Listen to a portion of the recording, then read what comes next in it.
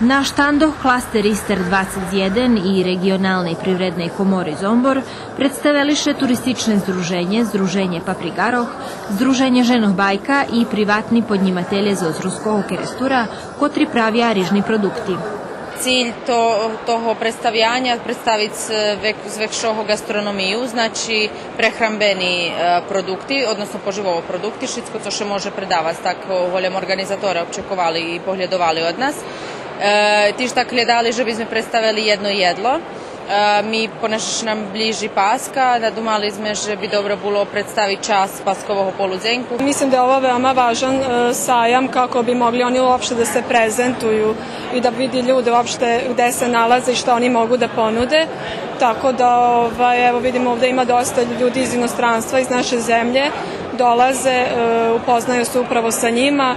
Popri gastronomiji, Keresturci naščiviteljom predstavili manifestacijni turizam, kotri počina u aprilu, ta po oktober, keče zakončuje z domašnjim špajzom.